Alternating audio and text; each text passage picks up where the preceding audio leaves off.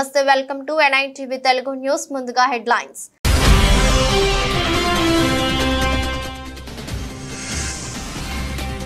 తిరుమల లడ్డు వివాదంలో supreme court కీలక నిర్ణయం ప్రత్యేక సిట్ ఏర్పాటుకు ఆదేశాలు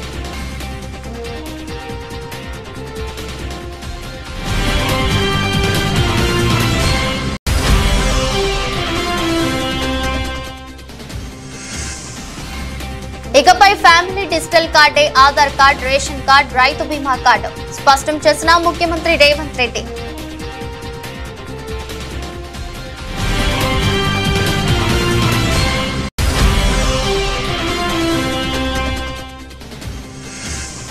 సనాతన ధర్మాన్ని దెబ్బతీయాలని చూసేవారు ఎవరైనా సరే తుడిచిపెట్టుకుపోతారు హెచ్చరించిన ఉప ముఖ్యమంత్రి పవన్ కళ్యాణ్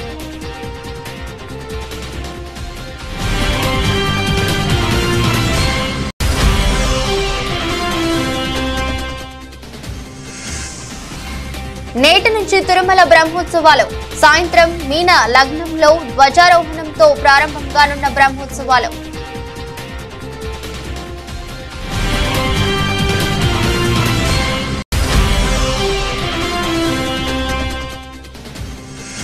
పవన్ కళ్యాణ్ చేసిన వ్యాఖ్యలకు ఘాటుగా బదులిచ్చిన వైసీపీ నేత భూమన కరుణాకర్ రెడ్డి ఆయన ప్రసంగం పీఠాధిపతులు కూడా హడలిపోయేలా ఉందని ఎద్దేవా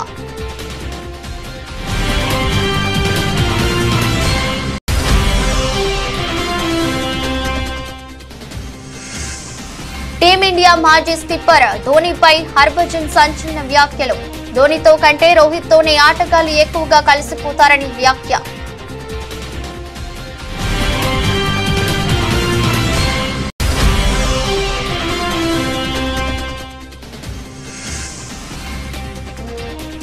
నష్టాల నుండి లాభాల్లోకి కోలుకుంటున్న దేశీయ సూచీలు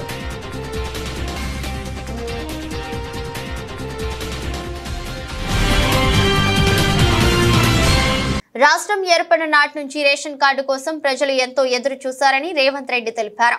రేషన్ కార్డుల జారీని తమ ప్రభుత్వం వెనక్కి తీసుకుందని కొందరు తప్పుడు ప్రచారాలు చేస్తున్నారని విమర్శించారు. వివిధ శాఖల ద్వారా పలు సంక్షేమ పథకాలు అమలవుతున్నాయని ప్రభుత్వంలోనే 30 శాఖలను ఒకే దగ్గరకు తీసుకురావాలని వన్ స్టేట్ వన్ కార్డును తీసుకువస్తున్నట్టు వెల్లడించారు. రేషన్ కార్డు, ఆరోగ్యశ్రీ, రైతు రుణమాఫీ, ఆర్టీసీ ఉచిత బస్సు సదుపాయం, ఉచిత విద్యుత్ ఫీజు రియంబర్స్మెంట్ తదితర అన్ని పథకాలకు ఇకపై ఒకే కార్డు ఉంటుందన్నారు. జనన మరణాల నమోదుకు ఇతర మార్పులకు కూడా డిజిటల్ కార్డు ఉపయోగపడుతుందని చెప్పారు. డిజిటల్ కార్డు ద్వారా హెల్త్ చెకప్లు మరింత సులువుగా మారతాయని అన్నారు. డిజిటల్ కార్డు ద్వారా రాష్ట్రంలో ఎక్కడైనా రేషన్ తీసుకోవచ్చని పేర్కొన్నారు. మంత్రి పొంగులేటి శ్రీనివాసరెడ్డి మాట్లాడుతూ ఇందిరమ్మ రాజ్యంలో అందరికీ న్యాయం చేయాలని రేవంత్ రెడ్డి ప్రభుత్వం కృషి చేస్తుందని తెలిపారు. ప్రతి నియోజకవర్గంలో డిజిటల్ కార్డుల పంపిణీ ఉంటుందని 5-6 రోజుల్లో అందరి అభిప్రాయాలు సూచనలు తీసుకుంటున్నామని అన్నారు. ఈ family digital card one nation one ration ఏదైతే ఉన్నదో ఆ విధానంలో భాగంగా one state one card Telangana రాష్ట్రంలో ప్రతి కుటుంబానికి ఒక గుర్తింపు కార్డునివ్వాలి. ఆ గుర్తింపు కార్డులో వాళ్ళకు అందుబాటులోకి తీసుకొచ్చిన సంక్షేమ పథకాలన్నిటిని కూడా డిజిటలైజ్ చేసి కంప్యూటర్లో పొందుపరిచి ఏ శాఖ కావాలన్నా వాటిని చూడడానికి అర్హులైన వాళ్ళందరికీ సంక్షేమ పథకాన్ని అమలు చేయాలని ఈ విధానాన్ని తీసుకొచ్చినాము. ఇవాళ ఈరోజు ప్రవేశపెడుతున్న ఫ్యామిలీ డిజిటల్ కార్డు, ఇదే రేషన్ కార్డు, ఇదే మీ ఆరోగ్యశ్రీ కార్డు, ఇదే మీ రైతు బీమా కార్డు, ఇదే మీ ఫీజు రియంబర్స్మెంట్ కార్డు, ఇదే మీ ఇందిరమ్మ ఇల్లుకు అర్హత, ఇదే మీకు కళ్యాణ లక్ష్మిని పొందడానికి అర్హత వస్తుంది.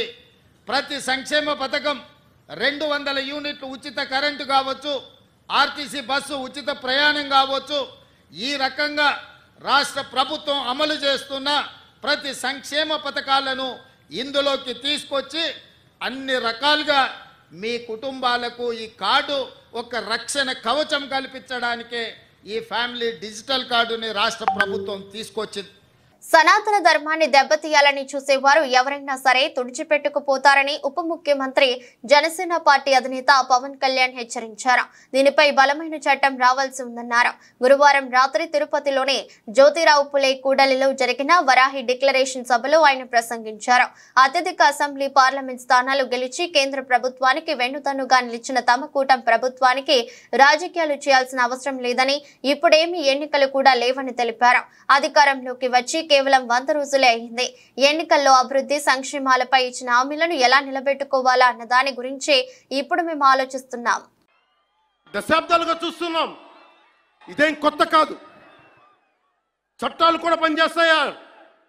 చట్టాలు కూడా ఎలా పనిచేస్తాయంటే సనాతన ధర్మాన్ని పాటించే వారిపై వైపు నిర్దాక్షిణ్యంగాను, సనాతన ధర్మం పాటించే వారి వైపు చట్టాలు ఎలా పనిచేస్తాయంటే నిర్దాక్షిణ్యంగా పనిచేస్తాయి.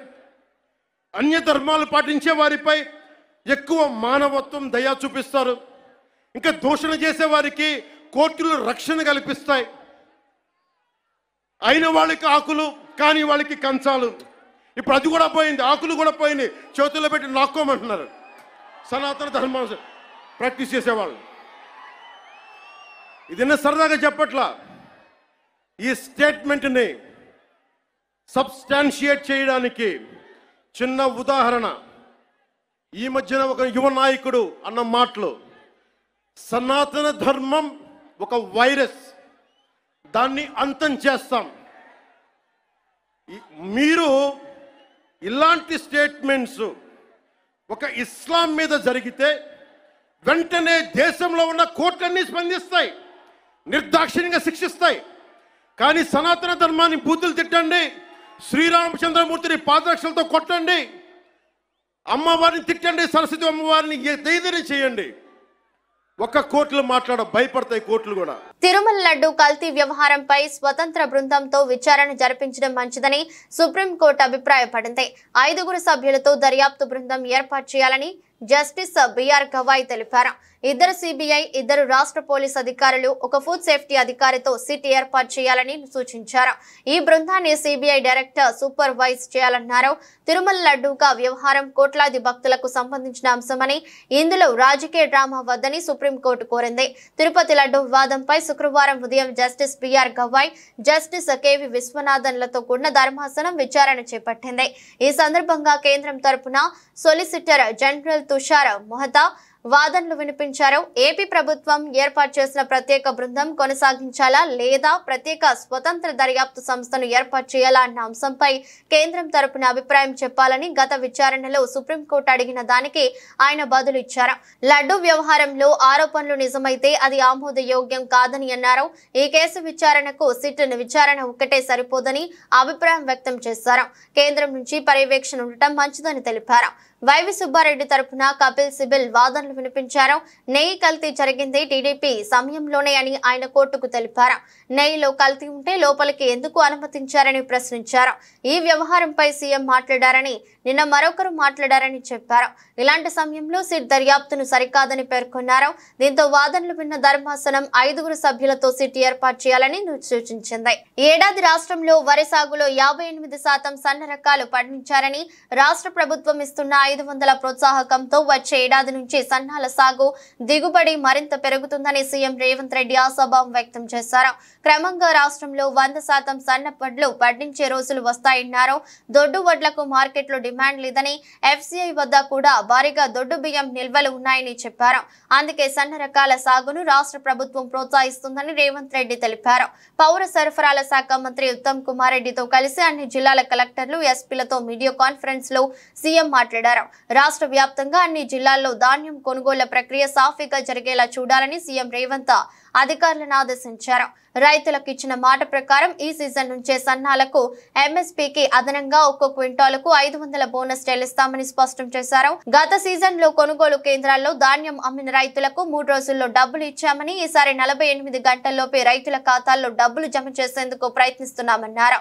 ఖరీఫ్ ధాన్యం కొనుగోళ్లకు ఈసారి రాష్ట్ర వ్యాప్తంగా 1000కు పైగా కేంద్రాలు ఏర్పాటు చేస్తున్నట్లు ముఖ్యమంత్రి ప్రకటించారు. ఇప్పటికే గుర్తించిన కేంద్రాలు కాకుండా ఇంకా ఎక్కడైనా అవసరమని కలెక్టర్లు భావిస్తే ఏర్పాటు చేయాలన్నారు. రాష్ట్రంలో ఈ వానాకాలంలో 66.73 లక్షల ఎకరాల్లో వరి సాగు చేశారని, గతంలో ఎన్నడూ లేని విధంగా రికార్డు స్థాయిలో 140 లక్షల మెట్రిక్ టన్నుల ధాన్యం దిగుబడి వస్తుందని వ్యవసాయ శాఖ అంచనా వేసిందని చెప్పారు. సన్న వడ్లకు బోనస్ ఇవ్వటం ఇదే మొదటిసారి కావడంతో తగిన జాగ్రత్తలు తీసుకోవాలని, ఎక్కడ ఎలాంటి తప్పులు జరగకుండా చూడాల్సిన బాధ్యత జిల్లా కలెక్టర్లపై ఉందన్నారు. రాజన్న సిరిసిల్ల జిల్లా వేములవాడ అర్బన్ మండలంలో బీజేపీ సభ్యత్వ నమోదు కార్యక్రమాన్ని నిర్వహించారు. ఈ కార్యక్రమానికి ముఖ్య అతిథిగా బీజేపీ ఎమ్మెల్యే అభ్యర్థి డాక్టర్ చెన్నమినేని వికాస్ దీప హాజరయ్యారు. అనంతరం పలువురికి సభ్యత్వాలు నమోదు చేయించారు. వికాస్ రావు మాట్లాడుతూ బీజేపీ పార్టీలో చేరడానికి యువత ఆసక్తి చూపుతున్నారని అన్నారు.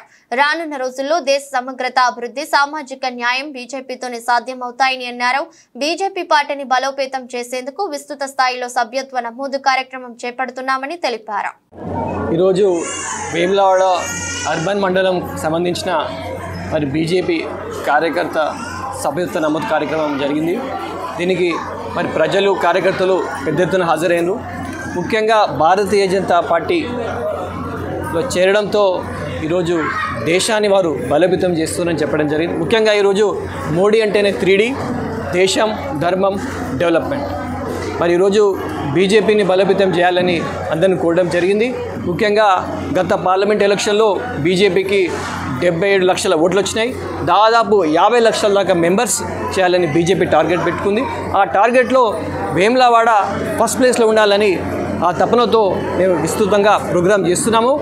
రాబోయే రోజులలో దేశ సమగ్రత కావచ్చు, అభివృద్ధి కావచ్చు, సామాజిక న్యాయం కావచ్చు, ఇవన్నీ కేవలం బీజేపీతోనే సాధ్యమవుతుందని ప్రజలలో, గ్రామాలలో మేము చెప్పి వారిని పార్టీలో చేర్చుకుంటున్నాం. ముఖ్యంగా యువత మంచి స్పందిస్తుంది. రాబోయే రోజుల్లో బీజేపీ తెలంగాణలో ప్రభుత్వం ఫామ్ చేయడానికి ఇది సభ్యత్వ నమోదు ఒక పునాది అవుతుందని ఆ కాన్సెప్ట్తో, ఆ నమ్మకంతో ముందెళ్తున్నాం. అదే కాకుండా ఈ స్థానిక ఎలక్షన్లో కూడా ఈ సభ్యత్వ నమోదు ద్వారా అధిక మెంబర్స్ ఉండడంతో మా ఓటింగ్ శాతం స్థానిక సంస్థల్లో కూడా ఎక్కువై సర్పంచులు, ఎంపీటీసీలు గెలవాలనే సంకల్పంతో మేము విస్తృతంగా కార్యక్రమాలు చేస్తున్నాము. ప్రజల భాగస్వామ్యం కావాలని కోరుకుంటూ అందరికీ ధన్యవాదాలు. ఇంద్రకీలాద్రిపై ఇవాళ శ్రీ గాయత్రి దేవిగా అమ్మవారు దర్శనమిచ్చారు. ఈరోజు అమ్మవారిని విజయవాడ ఎంపీ కేశినేని శివనాథ్ దర్శించుకున్నారు. ఈ సందర్భంగా అమ్మవారికి ప్రత్యేక పూజలు చేశారు. ఉత్సవాల సందర్భంగా పోలీసులు కొండపై ఆంక్షలు విధించారు. భక్తులకు ఎలాంటి అసౌకర్యాలు కలగకుండా ఆలయ అధికారులు, పోలీసులు అన్ని ఏర్పాట్లు చేపట్టారు. అమ్మవారిని దర్శించుకోవడానికి భక్తులు భారీగా తరలివస్తున్నారు. దీంతో ఆలయ పరిసరాలు కిటకిటలాడుతున్నాయి. కొండపై నుంచి వచ్చే వాహనాలతో ట్రాఫిక్ జామ్ నెలకొంది. దీంతో భక్తుల ఇబ్బందులు పడుతున్నారు. ఈ సందర్భంగా కేశినేని శివనాథ్ మీడియాతో మాట్లాడుతూ దసరా శరన్నవరాత్రి మహోత్సవాల సందర్భంగా దుర్గమ్మను దర్శించుకోవడం ఎంతో ఆనందంగా ఉందని తెలిపారు.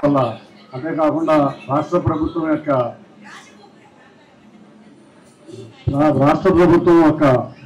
చొరవతో అతి త్వరలో విజయవాడ నగరం వరద బాధితుల నుంచి తప్పించుకున్నాం.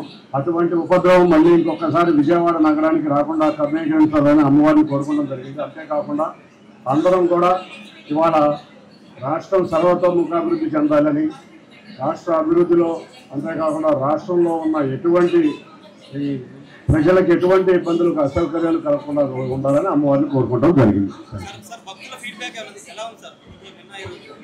నిన్న చూసాం, ఇవాళ చూసాం, అందరూ కూడా చాలా సంతోషంగా వ్యక్తం చేస్తున్నారు. సౌకర్యాలు విషయంలో సంతోషం వ్యక్తం చేస్తున్నారు.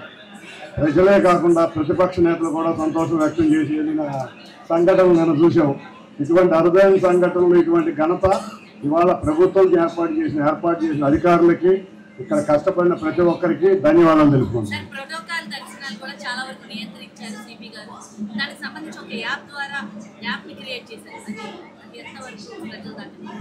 భక్తులకు ఎటువంటి అసౌకర్యం కలగకుండా ఒక యాప్ని క్రియేట్ చేయడం జరిగింది. యాప్ ద్వారా ఎంతమంది విఐపీలు వస్తున్నారు, ఎంత రెస్ట్రిక్ట్ చేయొచ్చు అనేది కూడా చూసుకోవడం జరిగింది. అంతేకాకుండా యాప్లో కూడా పరిమితి లిమిట్లోనే విఐపీలు అలౌ చేస్తున్నారు. తిరుపతిలో వరాహి డిక్లరేషన్ సభలో డిప్యూటీ సీఎం పవన్ కళ్యాణ్ చేసిన వ్యాఖ్యలకు వైసీపీ నేత భూమన కరుణాకర్ రెడ్డి ఘాటుగా బదులిచ్చారు. కొత్త పీఠాధిపతి పవనానంద స్వామి తిరుపతి వెయిట్ చేశారు అంటూ వ్యంగ్యంగా ప్రదర్శించారు. ఇవాళ తిరుపతిలో పవన్ ప్రసంగం వినగానే తనకు కేఫ్ కేక పాట గుర్తొచ్చిందని తెలిపారు. పవనానంద స్వామి ప్రసంగం కళ్ళు తాగిన కోతిలా ఉందని, ఆయన ప్రసంగం పీఠాధిపతులు కూడా హడలిపోయేలా ఉందని ఎద్దేవా చేశారు. తన సభలో స్వామి పవనానంద న్యాయస్థానాలను సైతం హెచ్చరించారని భూమన తెలిపారు. ఇప్పటి వరకు సనాతన ధర్మాన్ని ఎవరు పట్టించుకోలేదట. అసలు పవన్ కళ్యాణ్ కి సనాతన ధర్మంలో ఓనమాలు అయినా తెలుసా అని ప్రశ్నించారు. అయోధ్యకు పంపిన లడ్డూలు సైతం కల్తీవని పవన్ స్వామి చెప్తున్నారు.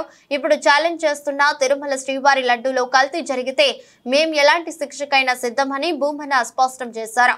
లడ్డూలో కల్తీ జరిగిందని మీరు వెంకన్న పాదాల వద్ద ప్రమాణం చేయగలరా అని సవాల్ విసిరారు. పవనానంద స్వామి మనసంతా విషభావాలతో నిండిపోయిందని చెప్పిన అసత్యాన్ని మళ్లీ చెప్తున్నారని విమర్శించారు.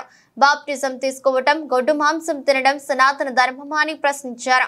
సనాతన ధర్మాన్ని పాటించే వారైతే తమ పిల్లలు పుట్టిన 9 నెలలకే తిరుమల తీసుకువచ్చి తలనినాలు తీస్తారని, కానీ పవన్ 14 ఏళ్ల తర్వాత తన కుమార్తెలను తిరుమల తీసుకువచ్చాడని విమర్శించారు.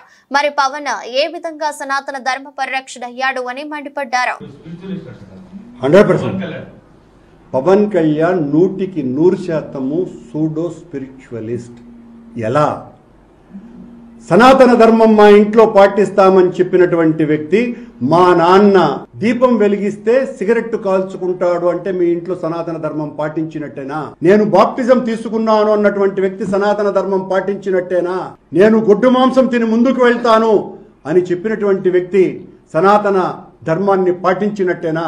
వీటికి సమాధానాలు చెప్పిన తర్వాత అతను సనాతన ధర్మాన్ని గురించి మాట్లాడారు. సంగారెడ్డి జిల్లా పటాన్చెరు నియోజకవర్గం పటాన్చెరు డివిజన్ పరిధిలోని ముద్రాజ్ భవన్ లో తెలంగాణ యోగాసన స్పోర్ట్స్ అసోసియేషన్ ఆధ్వర్యంలో ఏర్పాటు చేసిన 5వ రాష్ట్ర స్థాయి యోగా పోటీలను లాంఛనంగా ప్రారంభించిన పటాన్చెరు శాసనసభ్యులు గూడెం మహిపాల్ రెడ్డి ప్రతి ఒక్కరి జీవితంలో యోగా భాగం కావాలని కోరారు. ప్రతిరోజు యోగా చేయడం ద్వారా మానసిక ప్రశాంతత, సంపూర్ణ ఆరోగ్యం లభిస్తుందని తెలిపారు.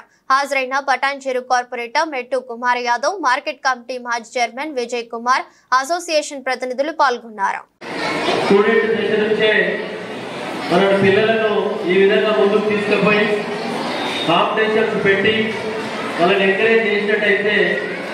ఇంకా చాలా మంది ముందుకొచ్చి ఇప్పుడున్న పరిస్థితులలో చూస్తూ ఉంటే భయమైతా ఉన్నది. స్టూడెంట్స్ అందరూ చాలా పెడదారి బట్టి మత్తు పానీయాలకు బాధితులై తల్లిదండ్రులు పెట్టుకున్న నమ్మకాన్ని వమ్ము చేయకుండా రకరకాల పెడదారి పోతా ఉన్నారు. స్పోర్ట్స్లో తప్పకుండా చదువుతో పాటు స్పోర్ట్స్లో రాణించి ఇటువంటి యోగా కాంపిటీషన్స్లో పిల్లలను ముందుకు తీసుకుపోయినట్టయితే చాలా బ్రహ్మాండంగా కొన్ని అరికట్టిన వాళ్ళం అవుతాం. కాబట్టి ఆ విధంగా నిర్వాహకులందరికీ, మీ పాఠశాలలో చదువుతున్న మీ యాజమాన్యానికి, మీ మాస్టర్స్ అందరికీ, యోగా మాస్టర్స్ అందరికీ నేను ప్రత్యేకంగా మనవి చేస్తా ఉన్నా. ఇటువంటి కార్యక్రమాలు ఎక్కడికక్కడ నిర్వహించి పిల్లలను చదువు, క్రీడలు, యోగా వంటి ఒక అలవాట్లను ముందుకు తీసుకుపోయినట్టయితే రేపు రాబో కాలంలో పిల్లలు మంచి ఆలోచనతోటి ముందుకు మన తెలంగాణ ప్రాంతమే కాకుండా యావత్ ప్రపంచమంతా వాళ్ళు మంచి ఆలోచనతో ముందుకెళ్ళి వాళ్ళ తల్లిదండ్రులు పెట్టుకున్న నమ్మకాన్ని ఎక్కడ బాబు చేయకుండా ముందుకెళ్తారని ఆశిస్తూ ఈ కాంపిటీషన్ పటాన్చెరు నియోజకవర్గంలో ఆల్రెడీ మన తెలంగాణ రాష్ట్ర స్టూడెంట్స్ అందరికీ యోగా కాంపిటీషన్ మన ముద్రాజ్ భవన్లో తెలంగాణ రాష్ట్ర వ్యాప్తంగా వచ్చిన యోగా స్టూడెంట్స్ అందరికీ, నిర్వాహకులకు, వేదిక పైన ఆశలైన పెద్దలందరికీ ఆ ముద్రాజ్ భవన్ పావనం అయిపోయినప్పుడు తెలంగాణ రాష్ట్రం అంతా తెలంగాణ రాష్ట్ర నలుగురికి వచ్చి మా ముద్రాజ్ భవన్లో ఈ యోగా కాంపిటీషన్ నిర్వహిస్తున్నందుకు మా ముద్రాజ్ భవన్ గిట్ట పావనమైంది, మా నియోజకవర్గం గిట్ట పావనమైందని తెలియజేస్తూ మీ అందరికీ మరొకసారి నేను ఈ కార్యక్రమంలో పాల్గొన్న ప్రతి ఒక్కరికి పేరు పేరున నేను తెలుసు వచ్చి నమస్కరించుకుంటూ ధన్యవాదాలు తెలియజేస్తాను. ఇంద్రకీలాద్రిపై శ్రీ గాయత్రి దేవిగా దర్శనమిస్తున్న దుర్గమ్మను గన్నవరం ఎమ్మెల్యే యార్లగడ్డ వెంకట్రావు కుటుంబ సమేతంగా దర్శించుకున్నారు. దర్శనం అనంతరం మీడియా పాయింట్ వద్ద ఆయన మాట్లాడుతూ గాయత్రి దేవి అలంకారంలో దర్శనమిస్తున్న దుర్గమ్మను దర్శించుకోవడం ఆనందంగా ఉందని, భక్తులకు ఎటువంటి లోటుపాట్లు కలగకుండా ప్రభుత్వం మంచి ఏర్పాట్లు చేసినట్లు తెలిపారు. దుర్గమ్మ దయతో రాష్ట్రం వరదల నుండి త్వరగా కోలుకుందని చెప్పారు.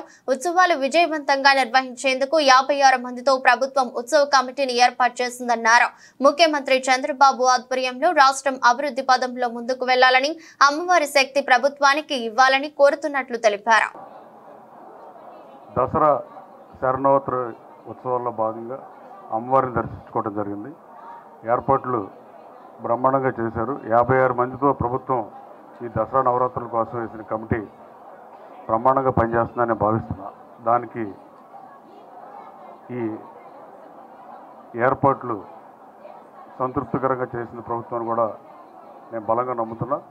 అలాగే మొన్న విజయవాడ నగరంలో వరదలు వచ్చినప్పుడు అమ్మవారి దయ వల్ల ప్రజలు బయటపడే పరిస్థితి, రాష్ట్రం సుభిక్షంగా ఉండాలని, అలాగే ఆంధ్రప్రదేశ్ రాష్ట్రం అభివృద్ధి పదంలో ముందుకెళ్లాలని, దానికి అమ్మవారి శక్తి ప్రభుత్వానికి కావాలని, అలాగే ప్రజలందరికీ సుఖశాంతులతో ఉండాలని, నా గణవరాజు ప్రజలు అలాగే రాష్ట్ర ప్రజలు సుఖశాంతులతో ఉండాలని కోరుకుంటున్నా.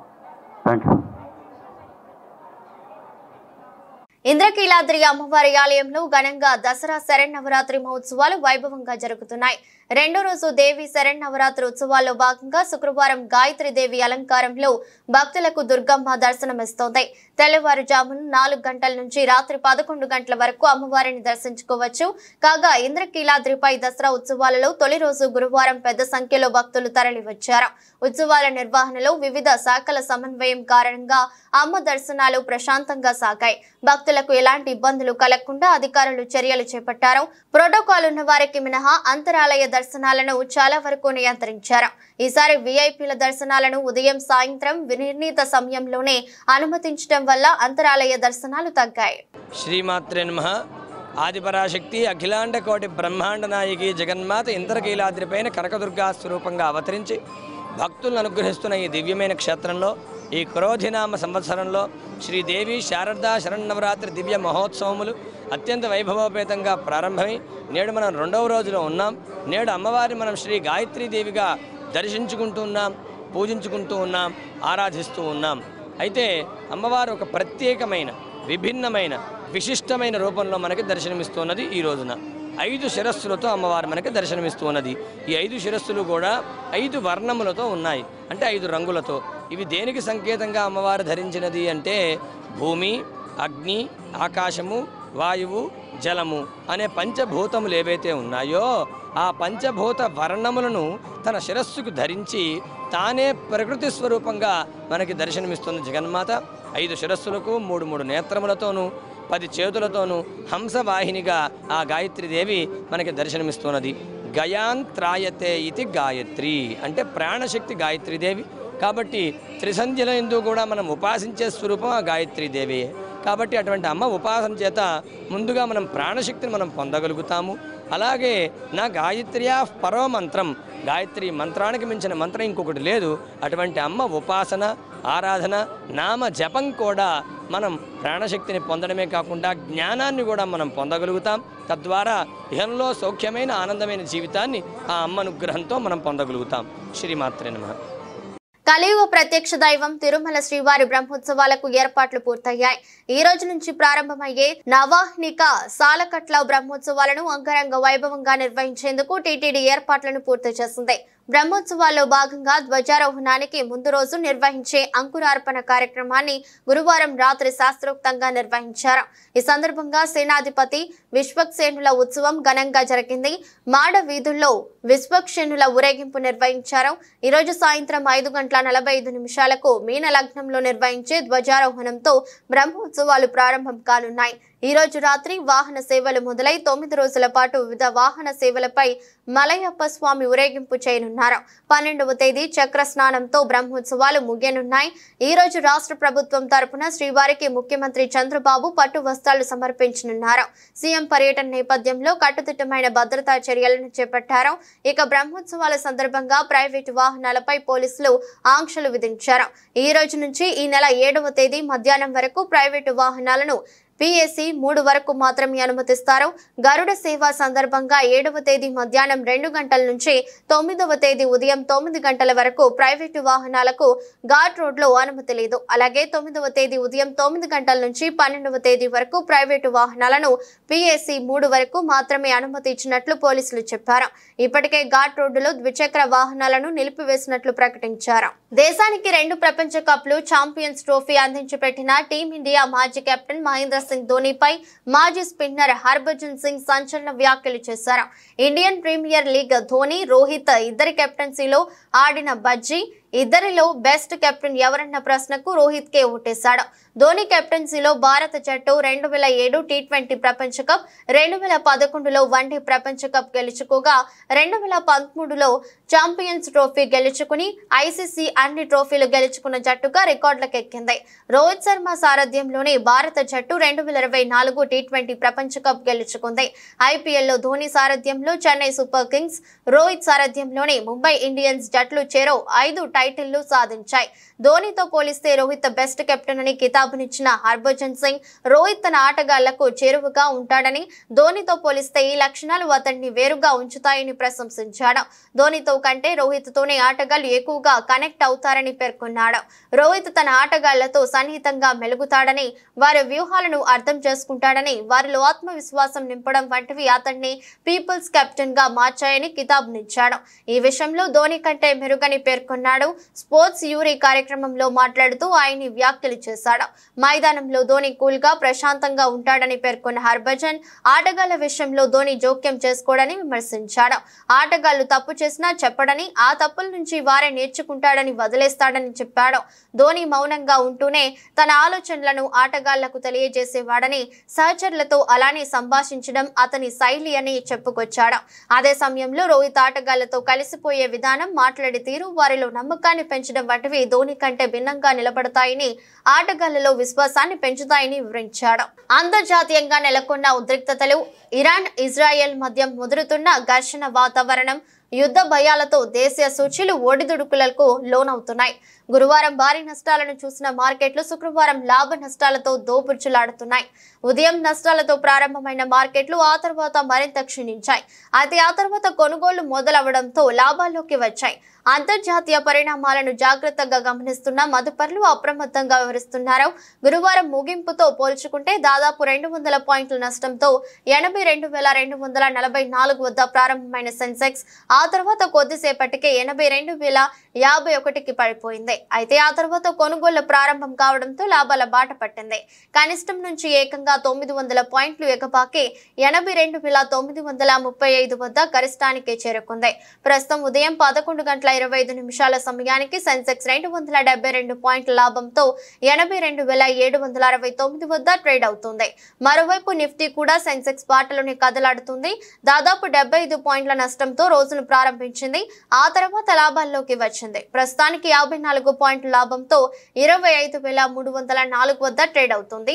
సెన్సెక్స్ లో Bank of Baroda, Glenmark, ONGC, Gujarat gas లాభాల బాటలో సాగుతున్నాయి. M&M financials, Chambal fertilisers, Godrej properties, Berger paints షేర్లు నష్టాల్లో ట్రేడ్ అవుతున్నాయి. BSE మిడ్ క్యాప్ ఇండెక్స్ 64 పాయింట్ల లాభంలో ఉంది. బ్యాంక్ నిఫ్టీ 273 పాయింట్ల లాభంతో ట్రేడ్ అవుతుంది. డాలర్ తో పోలిస్తే రూపాయి మారకం విలువ 83.96గా ఉంది. వార్తలు ముగించే ముందు మరోసారి హెడ్లైన్స్.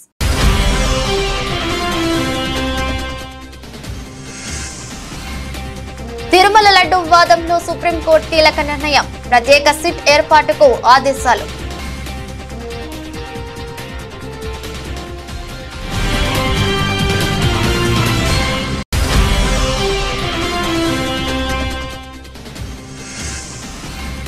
ఇకపై ఫ్యామిలీ డిజిటల్ కార్డే ఆధార్ కార్డ్, రేషన్ కార్డ్, రైతు బీమా కార్డు స్పష్టం చేసిన ముఖ్యమంత్రి రేవంత్ రెడ్డి.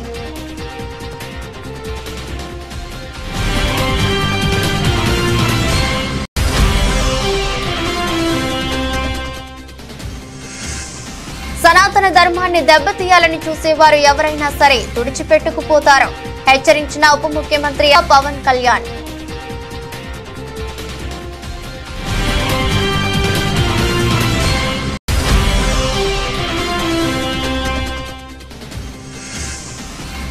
నేటి నుంచి తిరుమల బ్రహ్మోత్సవాలు సాయంత్రం మీన లగ్నంలో ధ్వజారోహణంతో ప్రారంభం కానున్న బ్రహ్మోత్సవాలు.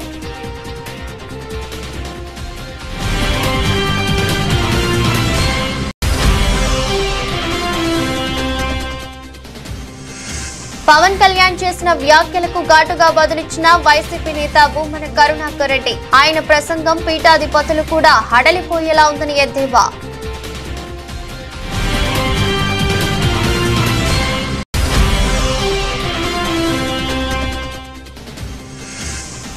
టీమిండియా మాజీ స్కిప్పర్ ధోనీపై హర్భజన్ సంచలన వ్యాఖ్యలు.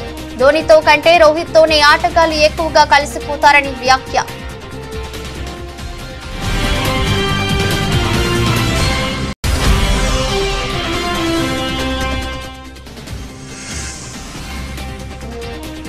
నష్టాల నుండి లాభాల్లోకి కోలుకుంటున్న దేశీయ సూచీలు.